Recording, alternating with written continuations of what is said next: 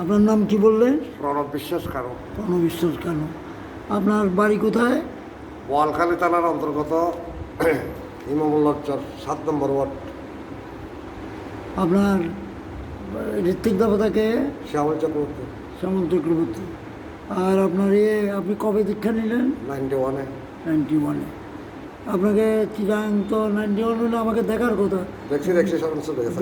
বিনায়ক দাদা যখন আসছে আমি সবাই দিয়েছি তখন আমার চেহারা কিরকম ছিল এখন অনেক উজ্জ্বল, আমি চিনতে পারতেছি। হ্যাঁ, আচ্ছা যাক, আমার আপনি কিতাব স্যার ইমামুল্লাহ চর, আপনি কি দর্শন বলুন? ইমামুল্লাহ চর। আমি ইমামুল্লাহ চর কঞ্জুরি শাখা সৎসঙ্গের প্রতিষ্ঠাতা সম্পাদক। ঠিক আছে। আপনার এখানে 1999-এ আমার আশ্রম প্রতিষ্ঠিত হয়েছে, ওই জায়গায় এখনো আছে ঠাকুরপুরে। গত জানুয়ারি মাসে 29-31 পড়ছে অষ্টপুরে ব্যাপী কীর্তন সহ প্রত্যেক বছর করি, কিন্তু 1 বছর বাদ দিয়েছিলাম 24-এর কেন্দ্রাপন করে, 25 সালে বাদ দিয়েছিলাম, 26 থেকে আবার শুরু করছি। একটু আশীর্বাদ করবেন যাতে কাজ করবেন।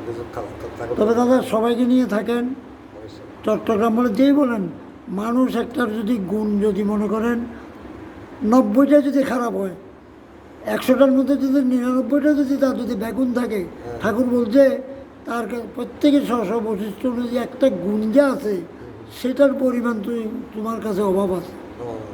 তা আমরা ওই একটা ভালো ওই গুণটা নিয়ে আমি চিন্তা করি যে এই লোকটার কাছে যে গুণটা আছে সেটা তো আমার কাছে নাই, ওটাকে নিয়ে থাকতে বলছে। দাদা চেষ্টা করি ঠাকুরের কথাবার্তা বাণীগুলো স্মরণ রাখার জন্য, চলন বলন সব কিছু ঠিক রাখার জন্য, বাকিটা দয়াল। এই জন্য আমরা কুকুর পালায় অনেক খরচ করি, কুকুরকে মানুষ করি, কিন্তু একটা মানুষকে শয়তানকে আমরা ফিরিয়ে আনতে পারি না। সৎসঙ্গের কাজ কি? আমাকে দেখলে আমার আচরণেই তো বলবে যে উনি আকৃষ্ট হবে। আপনি যাদের কথা বললেন, কিন্তু আমি যদি বলি তাদের পিছনে বদনাম করা হয়, কিন্তু তাদের অনেক ভুল আছে।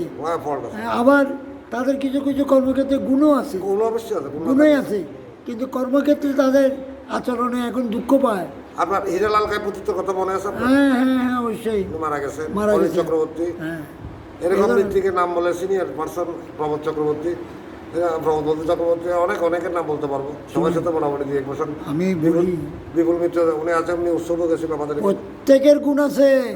আজকে বিপুল ঋত্বিক দীক্ষা দিয়ে তার সমস্ত দায়িত্বভার নিচ্ছে এবং ভালো করে কাটায় ঠাকুরের নির্দেশ মতো না চললে শেষ পর্যন্ত ঋত্বিকেরা কিন্তু পাগল হয়ে যায়, পতন ঘটে যায়, কষ্ট পায়।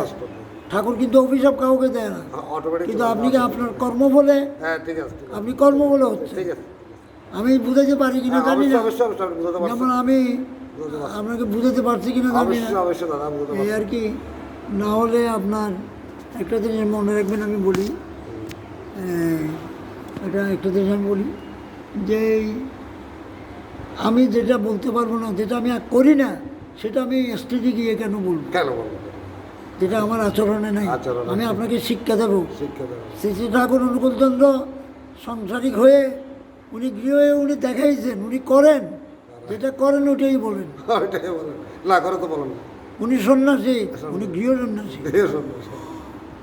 আর ঠাকুর পরিবারের এরা আমাদের পূজ্যপাদ, এরা আমার ঠাকুর না, এরা আমার গুরু না, এদের সমালোচনা আমাদের চলে না, সেই যোগ্যতা আমার নেই।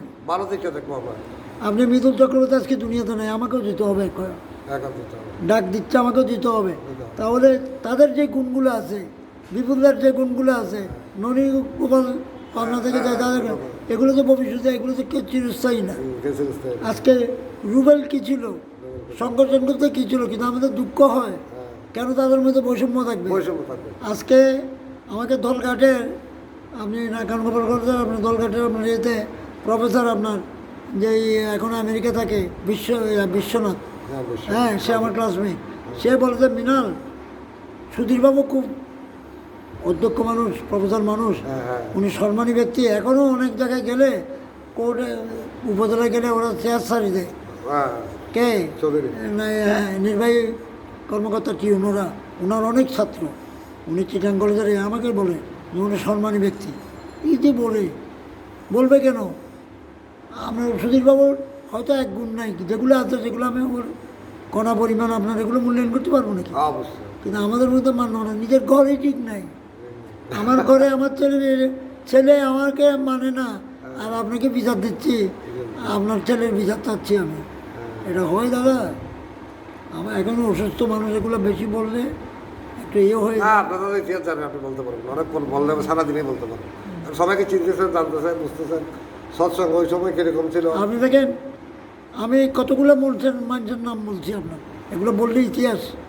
সিকিম টিকিম এগুলো এক সময়ের মধ্যে সঞ্জয় এই